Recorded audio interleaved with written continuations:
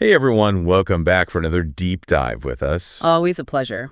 Today we're going to be diving deep into this group, Kult of Krameria. Oh, yeah. Love these guys. I think they're so fascinating. They've been around for so long. We're talking going all the way back to the 90s. Yeah, straight out of Lisbon. Yeah, they came up in that really vibrant Lisbon underground scene. Which, I mean, Lisbon was like one of the hotbeds, at that time for new electronic music. Absolutely. Yeah, it was a really exciting time. And I think what's so interesting about them is that they were doing this live performance style. Yeah. Where they would blend studio creations with improvisation. So every show was its own little journey. Yeah, it was a time of real exploration. And, Yeah. they were one of the groups that were really pushing the boundaries of what electronic music could be. For sure, for sure.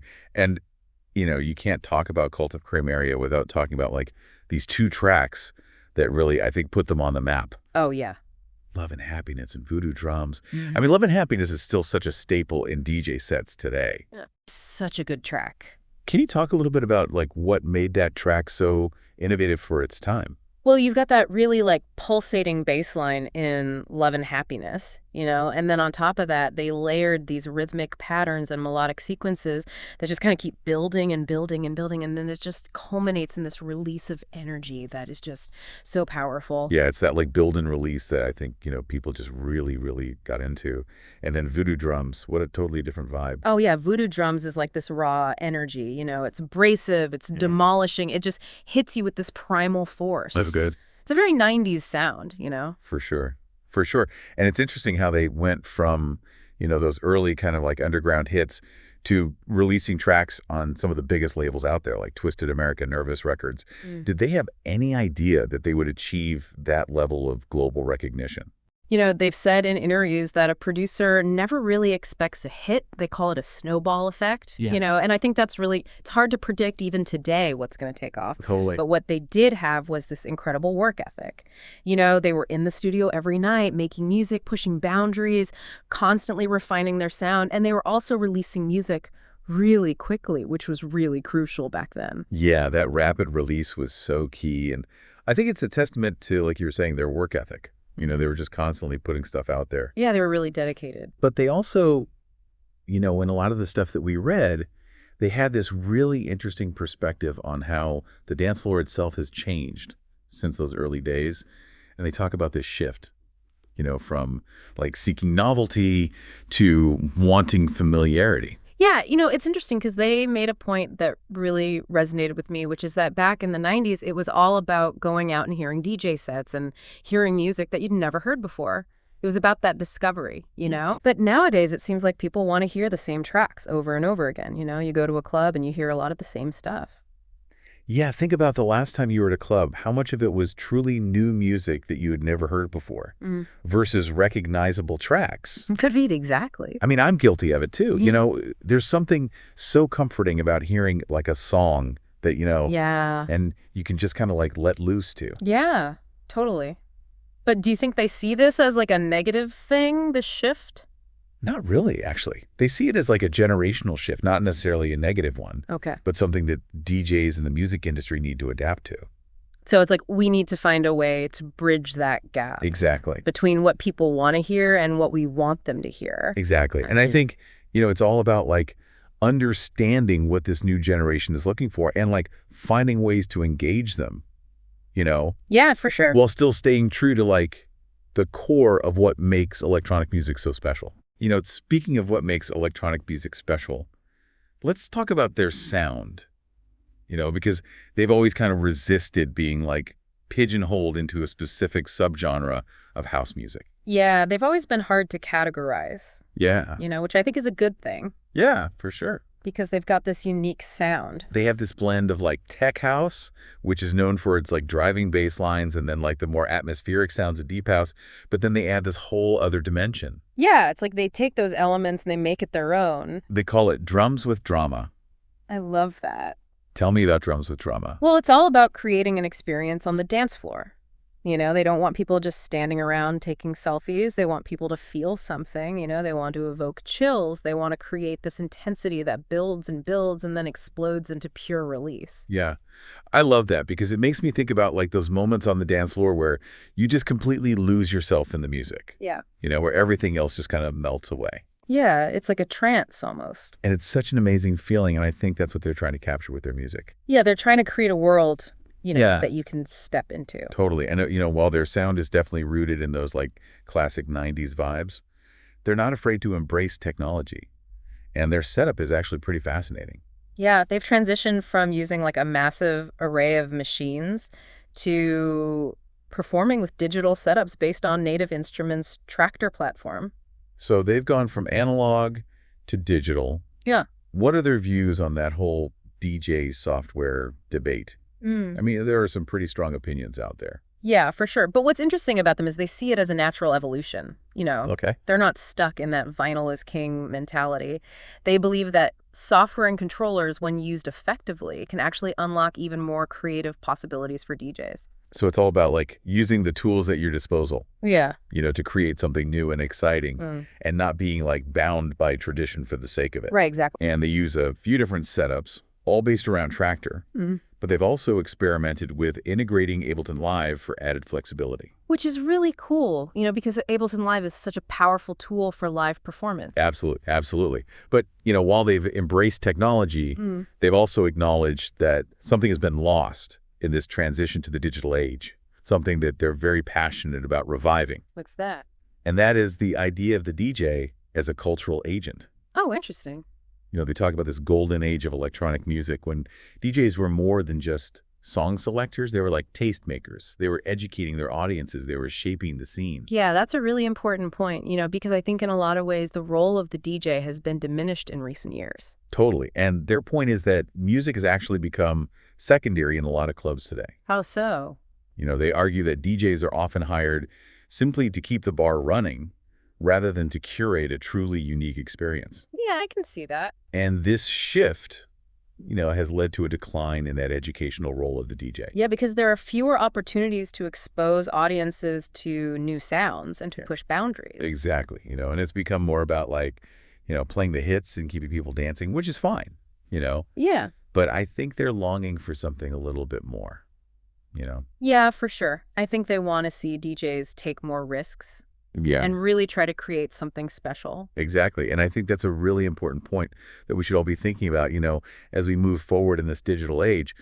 How can we preserve that role of the DJ as a cultural agent? Right. How can we make sure that music remains at the forefront Exactly. of that clubbing experience? Yes, exactly. But, it's not all doom and gloom. They also highlight the rise of freelance DJs who are really passionate about cultivating the culture and nurturing a dedicated following. Yeah, there's definitely hope out there. It's like those DJs who are often working outside the mainstream, who are keeping that true spirit of electronic music alive. Absolutely. They're building our own communities, creating those unique experiences that Kult of Krameria talks about. Yeah. Really speaks to their core message. Even with all the challenges, what truly matters is the love for the music, the connection with the audience, the drive to create something unique. Yeah, and I find that really inspiring, that they haven't become jaded after all these years in the industry. Right. They still believe in that power of electronic music to bring people together. Their journey is a testament to that. From those early days in Lisbon to playing global stages, they've stayed true to their vision. And it's amazing how they've stayed relevant in an industry that's constantly evolving. Right. And their insights into the role of the DJ, I think, are so relevant today, especially with technology, Yeah. making it easier than ever to become a DJ. Right. Anyone can be a DJ now. But maybe harder to stand out. Exactly. What do you think about that? Well, I think they're really big on originality, finding your own voice, creating a unique style that sets you apart. It's not just about technical skills anymore, right? Right. It's about understanding the music, the culture, the audience. It's about creating an experience, not just playing tracks. And building a genuine connection with your followers. Exactly. Creating a community around your music, that's something they've always prioritized. And it's clearly a big part of their longevity. For sure. I mean, they really have a deep respect for their fans. Oh, yeah. They recognize that without their fans, they wouldn't be where they are today. Absolutely. And I think their story is a good reminder to all of us that success in electronic music isn't just about talent or luck. It's about hard work, dedication, and a genuine passion for the music. It's about staying true to yourself, finding your tribe, and creating something meaningful that resonates with others. You know, they had this really interesting metaphor about the electronic music world being like a wall with windows constantly opening and closing. Oh, yeah. What was that about? Can you unpack that a little bit? Well, it's their way of saying you need to be aware of trends, but not chase everyone. Find your own niche, find your own moment to shine. So it's about having the vision to see the bigger picture. Exactly. And recognizing those opportunities. And understanding the ebb and flow of the industry. Finding your own window of opportunity. Exactly. And what's remarkable is that they've been doing this for over 20 years, navigating the ever-changing landscape of electronic music while staying true to themselves. It's a testament to their talent, their vision, their dedication. Absolutely. So as we kind of wrap up this deep dive into the world of Kult of Krameria, I think their message is clear. What's that? The future of electronic music is in the hands of those who are willing to push boundaries, challenge conventions, and above all, keep the love for the music alive. It's a call to action for DJs and fans alike. Exactly. To reclaim that spirit of the golden age and shape a vibrant future for this incredible genre. So as you continue your own journey in the world of electronic music, remember what we've learned from Kult of Krameria. Embrace originality, cultivate community, and never underestimate the power of passion and dedication. And most importantly, never stop exploring, experimenting, and pushing the boundaries of what's possible. You might just be the next Kult of Krameria, inspiring a whole new generation. That's a great note to end on. But before we say goodbye, they also shared some really specific advice for aspiring DJs. Oh, yeah. Like what? They emphasized persistence. Like putting in the work to hone your craft. It's not going to happen overnight. Right, you got to put in the time. And then, of course, they were big on originality, develop your own style. Right, because there are a lot of DJs out there. Yeah, you got to stand out. So you need to find a way to differentiate yourself. Yeah, what makes you unique? Exactly. And they said never disappoint your followers because without them, you're nothing. It all comes back to building that genuine connection. Absolutely. And of course, they stress the importance of creating a unique brand. Your brand is everything. In a world that's saturated with DJs. Exactly. You need to have a strong brand. So people can recognize you and remember you. Yeah, and they've always taken an organic approach to their career. Letting their passion for the music guide them. I love that. And they encourage aspiring DJs to do the same. So find what you love, put in the work, and don't be afraid to forge your own path. The Kult of Krameria way. Exactly. Their story is proof that you can achieve success on your own terms without compromising your artistic vision. It's very inspiring. It really is. As we wrap up this deep dive into Kult of Krameria, I keep thinking about what they said about the future of electronic music. Yeah, they definitely have some interesting thoughts about where things are headed. It seems like they're optimistic, but also realistic about the challenges, Yeah, I think they see both the good and the bad. Right. They believe that it's possible to recapture that energy from the golden age. Yeah. But it requires a fundamental shift in the industry. Yeah, they're not afraid to call things out. No, they're not. And they highlighted a few things.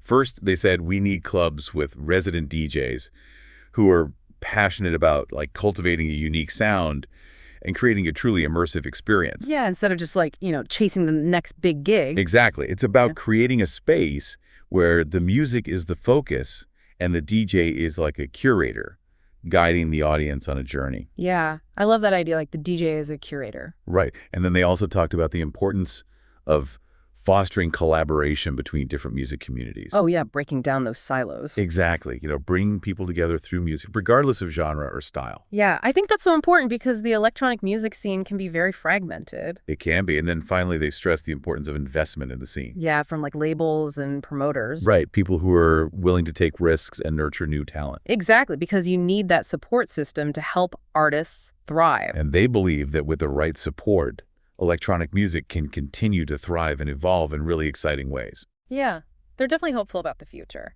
Their passion is contagious. Mm-hmm. It makes you want to believe that it's possible to reignite that spark. Yeah, they're really inspiring. So I think, as we've learned from Cult of Krameria. The future of electronic music is really in our hands, both DJs and fans. We all have a role to play. It's up to us to embrace originality, cultivate community, and never underestimate the power of passion and dedication. And to keep exploring, keep experimenting, keep pushing those boundaries. Who knows, you might just inspire the next generation of electronic music enthusiasts. That's a great message to leave on. It is. And be sure to check out Cult of Krameria's music if you haven't already. Their unique sound and unwavering passion are sure to inspire you. Until next time, keep the music playing and the dance floor alive.